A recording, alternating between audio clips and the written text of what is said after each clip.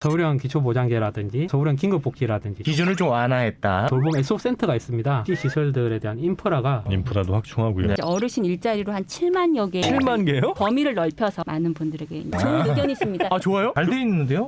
그러니까. 네, 우리나라 복지 제도는 사실 뭐 괜찮은 부분이 굉장히 많기도 한데 진짜 문제는 그 복지 정책을 얼마나 많은 분들이 잘 누리고 있느냐, 잘 곳곳 비춰주고 있느냐 이런 거 아니겠습니까? 그렇습니다. 저희가 걱정 말아요 서울에서도 복지 관련한 정책을 많이 다뤘었는데 네. 오늘은 물샐 틈 없는 복지에 대한 이야기입니다. 그렇죠. 더 네. 이제 촘촘하게 준비를 했다는 거고 네. 자격 조건을 더 완화했다. 아 그래요? 아 그렇죠. 그렇습니까? 예전에는 이제 네. 뭐 이것 떼고 저것 떼고 결국은 누릴 수 있는 사람이 없었어. 근데 이번에 정말 많은 분들을 대상자로 선정한다는 겁니다. 아 그렇습니까?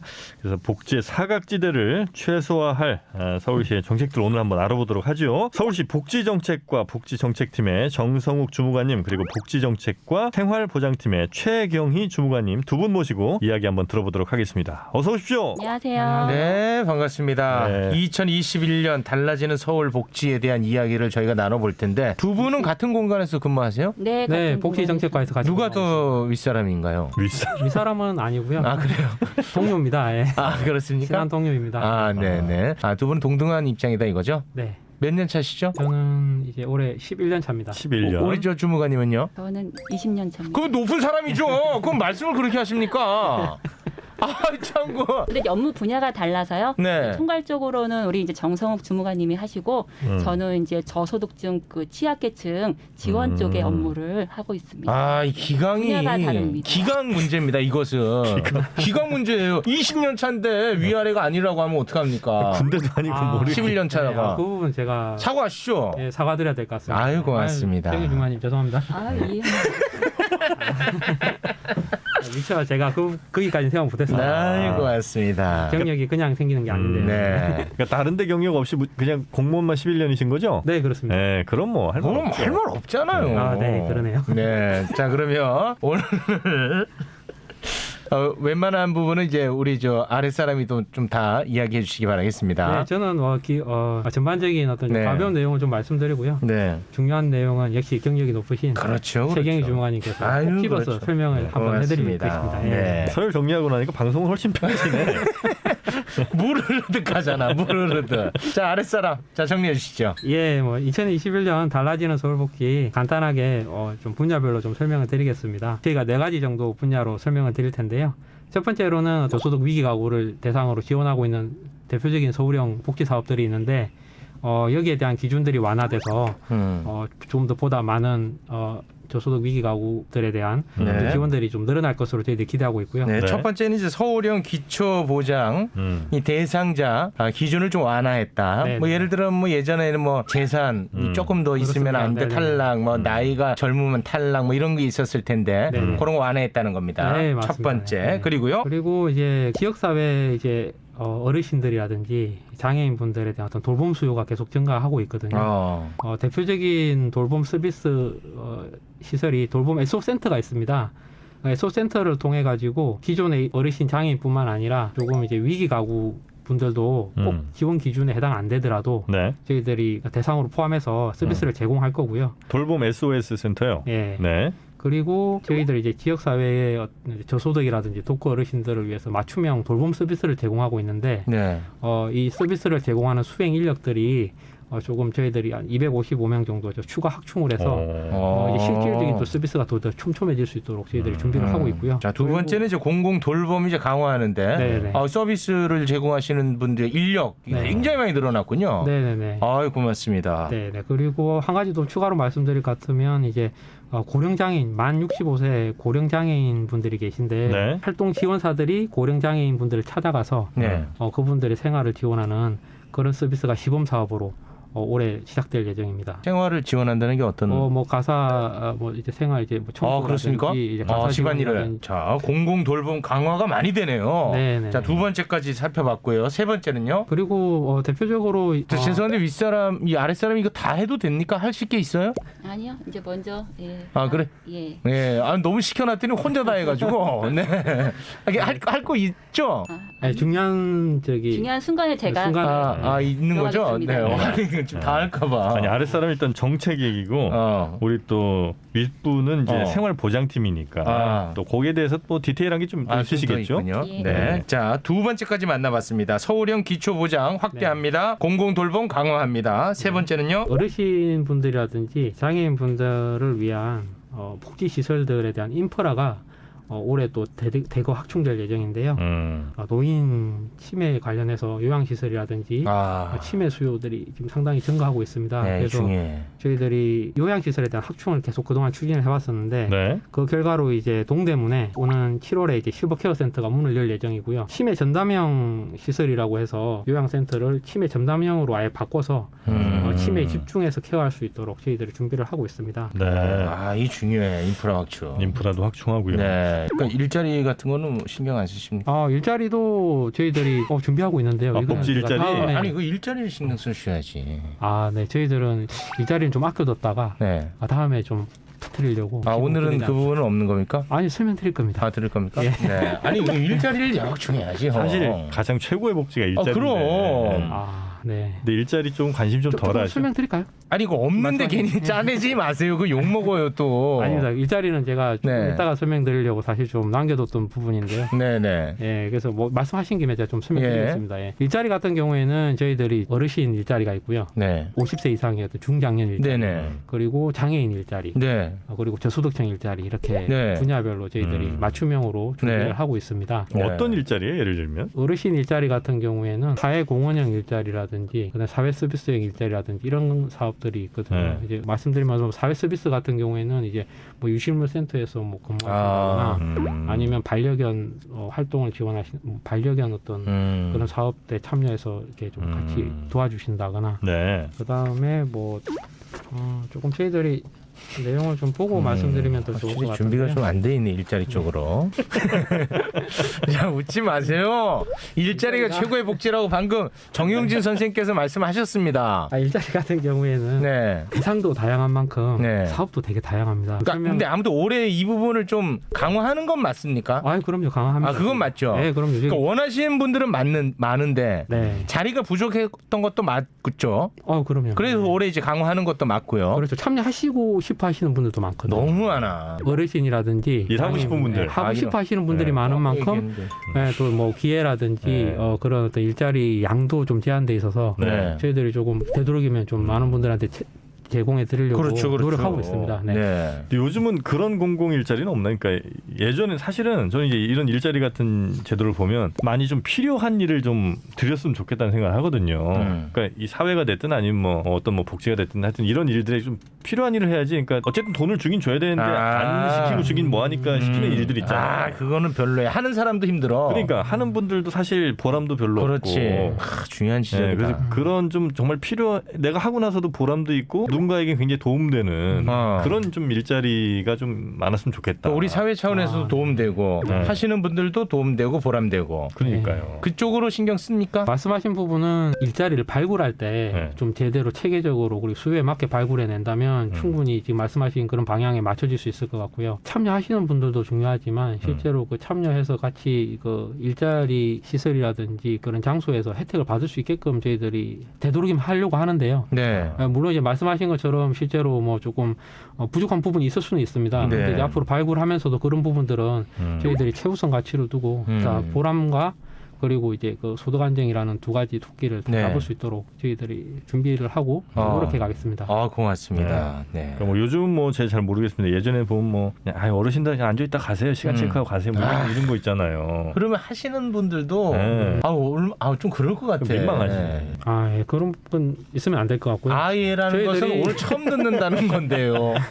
이런 부분에 대한 고민은 없는데요. 아닙니다. 저희들 충분히 고민하고 고민하셨고. 네, 고민하고 사실 저희들도 아마 좀 그 일자리를 제공하면서 네. 고민하는 부분이긴 한데 또 참여하시는 어르신들이라든지 장애인분들이라든지 또 가지고 있는 근로 능력도 조금씩 차이가 있는 것도 사실이거든요. 네, 그렇죠. 또 그 근로 능력에 맞는 네, 맞습니다. 그리고 그게 이제 적합한 일자리를 주는 게 저희가 최고 목적인 것 같고요. 네. 예, 그런 일자리들이 매칭이 잘 될 수 있게끔 저희들의 역할이 중요하지 않나 네. 네. 그렇게 생각합니다. 네.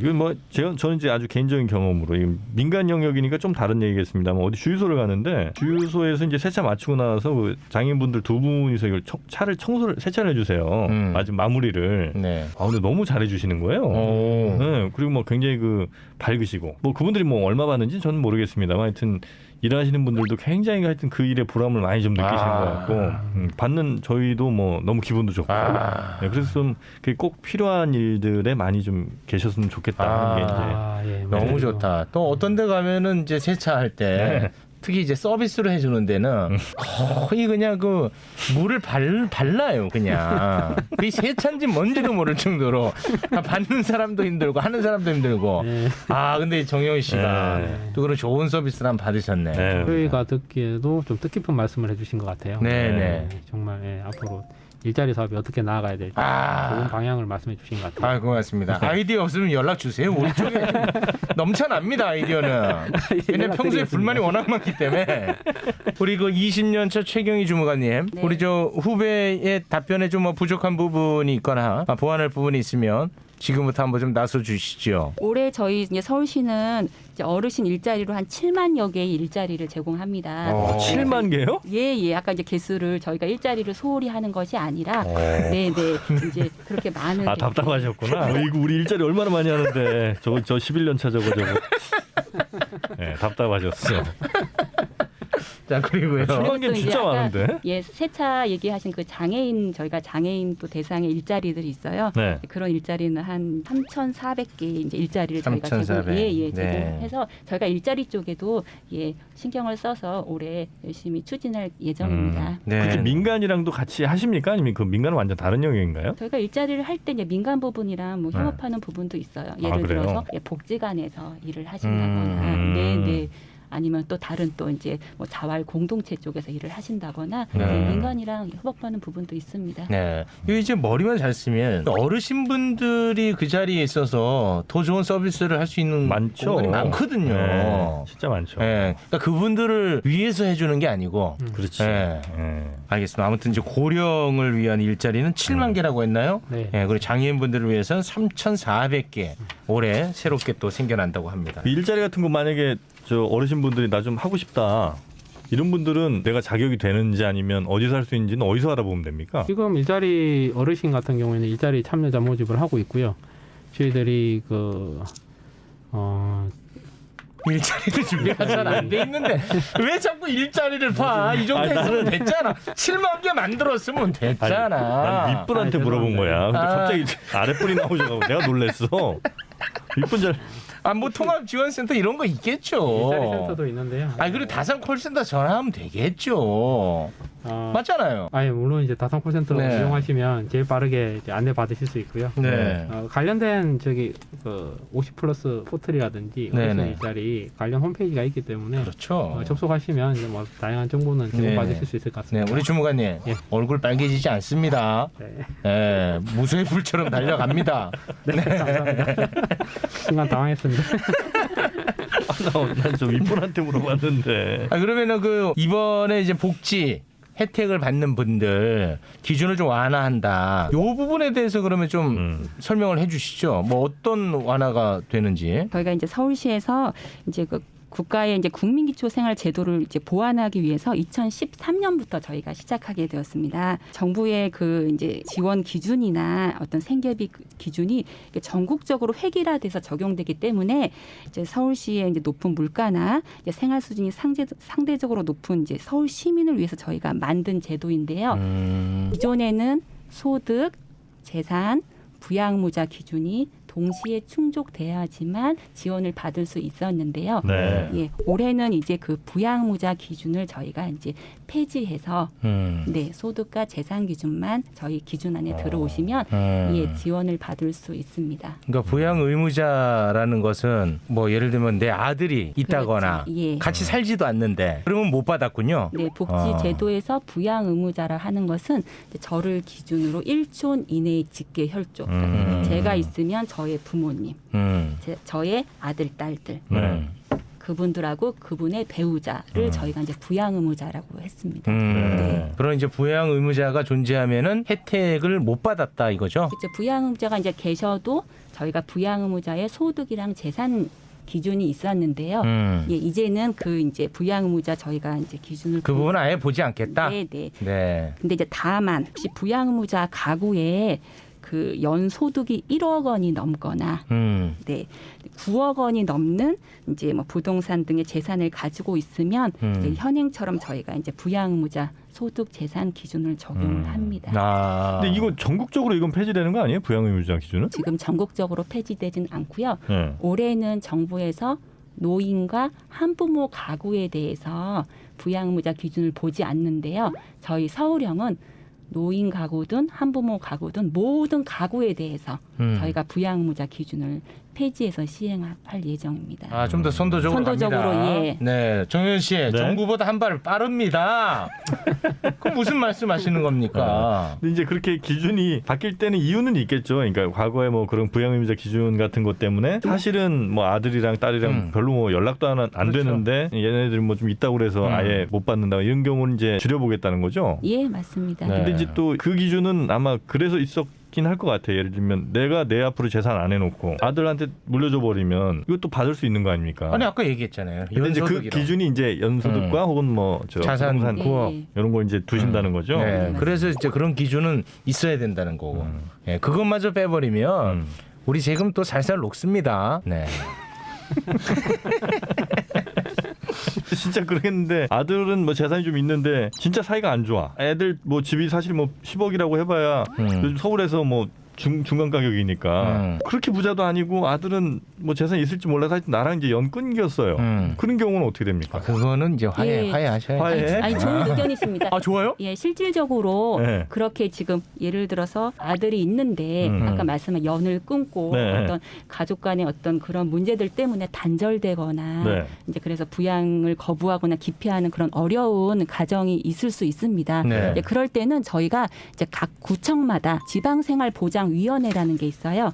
이 하나의 이제 이렇게 뭐 협의체처럼 회의하는 기구인데 거기서 논의를 해서 이 사람은 진짜 사정이 딱하고 여러 가지 이유로 이제 지원을 해야 된다라고 이제 의결할 수 있습니다. 그래서 실제로 지원받는 가구들도 있고요. 참 이 시민들을 위해서 이렇게 하는 건데 그러니까 이게 이제 또 구멍이 생기는 경우가 많아. 이것도 악용하니까. 아, 참 어렵네. 복지가 어렵네.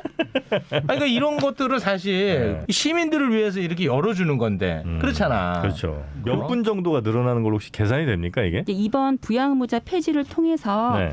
저희는 약 2,300여 명의 이제 그 서울 시민이 새로 지원을 받을 수 있을 것으로 기대하고 있습니다. 아, 막 그렇게 많지는 않네요. 예, 예. 왜냐하면 정부의 제도가 먼저 지원을 받고 거기서 안 되거나 안 되시는 그러니까 탈락하시는 경계성에 있거나 뭐 이런 예, 분. 맞습니다. 그러면 그 정부에서 탈락되신 분들이 이 대상자가 되는 건데 혜택은 비슷합니까? 저희는 우리 이제 쪽이 더 해줘야죠, 그래도.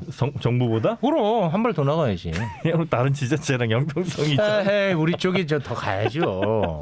어떻습니까? 네, 저희 지자체에서 하는 사업들은 이제 정부의 사업을 이렇게 보완하고 같이 이제 맞춰가기 때문에 이제 사실 정부의 지원을 받는 분들이 더 어려우신 분들이거든요. 예, 그리고 이제 저희는 그거보단 조금 그래도 이제 조금 그 주위에 있는 분들이기 때문에 네. 예, 정부보다는 뭐 지원액이 뭐 많지는 조금 않습니다. 많지는 네. 않군요. 아, 제 입장이 좀 난처하네요. 네. 근데 이제 범위를 넓혀서 저희가 이제 많은 분들에게 이제 예. 원래는 아예 못 받던 분들이니까. 예, 맞습니다. 네. 그분들한테는 그러면 알아서 그냥 이렇게 해서 드립니까? 아니면 그분들이 신청을 하셔야 되는 겁니까? 어려운 분들이 이제 신청하시는 제도가 이제 국가의 그 기초생활보장 제도인데요. 네. 그거를 신청 받을 때 서울형을 함께 받습니다. 동시에. 그래서 이게 만약에 탈락되시면 저희 서울형에 자동으로 지원받을 수 있게끔 그렇게 지금 진행하고 있습니다. 아, 탈락되지 않으면 이게 뭐 의미가 없는 거고. 네네. 그렇게 하는 거군요. 아니, 잘 돼 있는데요? 그러니까. 네. 그러면 복지 사각지대가 상당 부분 많이 이제 사라질 걸로 이제 기대를 하시는 거죠? 예, 맞습니다. 3, 40대 위한 정책은 뭐 강화되는 게 없겠죠. 우리는 또 약간 3, 내팽개치시던데. 3, 40대는 좀 사실 이제 없죠? 뭐 복지 알아서. 주 대상은 이제 좀 아닌 어떤 그런 측면이 있는데요. 네네. 근데 이런 또 측면도 있습니다. 또 3, 40대 가구들 중에 네. 혼자 계시는 좀 독거 가구 분들. 네, 우리 좀 최욱이 독고입니다. 독거라고 해서 이제 뭐 그런 뜻은 아니고 이제 그런 뜻은 아니죠.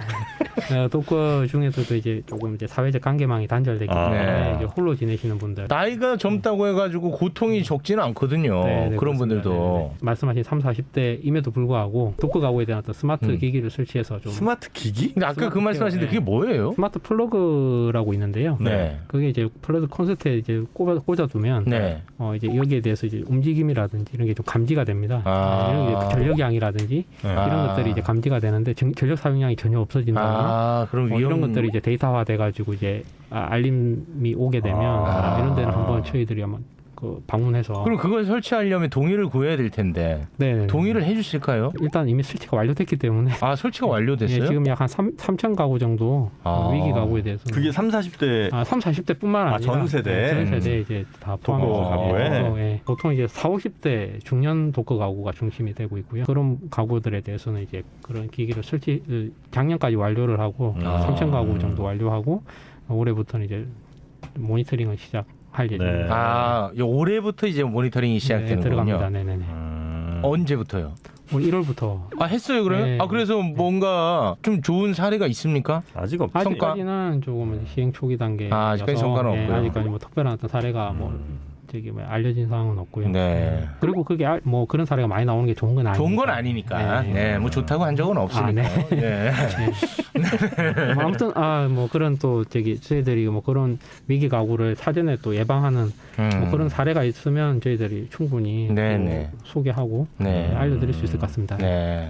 전화 같은 거 좀 하시는 게 오히려 어떻습니까? 스마트폰? 이제 얼마 전에 저는 그 자가격리 하지 않았습니까? 네. 근데 이제 전화가 오더라고요. 근데 그게 목소리가 보니까 나중에 알았는데 AI예요. AI가 그냥 이렇게 뭐 잘 계시냐, 지금 온도 뭐 자가격리 잘하고 계시냐 이런 거 물어보더라고요. 근데 그렇게 거부감도 없고 기계보다 훨씬. 그래서 차라리 이렇게 한 번씩 전화를 하시면 결국 인력도 그렇게 많이 안 들 것 같고. 전화 같은 경우에는 네. 대표적으로 아까 말씀드린 서비스 중에 있어요? 그 독거라든지 네. 저소득 어르신들 대상으로 하고 있는 맞춤형 돌봄 서비스가 있는데요. 네. 거기에는 이제 정기적으로 전화가 어르신들 있군요. 전화 서비스를 안부 확인을 하고 있습니다. 네. 잘 지내고 계시는지 네. 불편하신 건 없으신지 뭐 그런 것들을 전화 그러니까 서비스를 통해서 저희들이 그게 제일 확실할 것 하고 같아. 있습니다. 이거 있네. 어르신 분들의 제일 필요한 서비스인 것 같아요. 좋습니다. 네. 네. 우리 저 주무관님이 한겨울에 땀을 많이 흘리셔가지고 지금 더 이상은 되게 진행하기가 오늘은 어려워. 이분들의 복지를 위해서 이 정도로 마무리셔야 될 것 같습니다. 네. 최경희 주무관님 어떻게 말씀 다 하셨죠? 저는요. 네. 이제 코로나19로 이제 힘든 분들이 너무나 많잖아요, 지금. 네. 서울시 저희 이제 복지 정책과 분들뿐만 아니라 저희 복지 정책실 모두가 이제 좀 더 꼼꼼하고 좀 촘촘하게 그 모든 사업을 하려고 열심히 노력하고 있습니다. 오늘 제가 와보니까 걱정 말아요 서울 방송 이름처럼 올 한 해 좀 걱정 없이 모두가 좀 행복해졌으면 좋겠습니다. 네, 마지막으로 하고 싶은 말씀이 있다면 해주세요. 그래요? 네. 예. 저는 무슨 출마 선언하신다. 혹시 지방선거 뭐 생각하시는 건 아니죠? 네. 20년 차 되시더니 이제 좀 꿈을 크게 갔나 보는데요. 알겠습니다. 네. 정말 좋으신 말씀이신 것 같아요. 역시 선배님도 한 말씀인 것 같아요. 선대위원장이야 뭐야? 약간 매기는 것 같기도 하고. 자, 하여튼 꿈은 크게 가시면 좋습니다. 드림빅이에요. 네. 두 분과 함께 해봤고요. 서울시 복지정책과의 복지정책팀 정성욱 주무관님 그리고 생활보장팀의 최경희 주무관님 두 분과 함께했습니다. 두 분 대단히 고맙습니다. 네, 고맙습니다. 감사합니다. 네, 걱정 말아요 서울 여러분의 소중한 의견들로 만들어지고 있죠. 팟빵 채널 통해서 댓글 남겨주시고요. 서울@팟빵.com으로 여러분의 다양한 의견 보내주시면 더욱 감사하겠습니다. 오직 여러분의 삶을 위해서 저희가 준비한 프로그램이니까요. 다음 주에도 저희와 함께해 주시기 바라겠습니다. 함께해 주신 여러분 고맙습니다. 고맙습니다. I see you.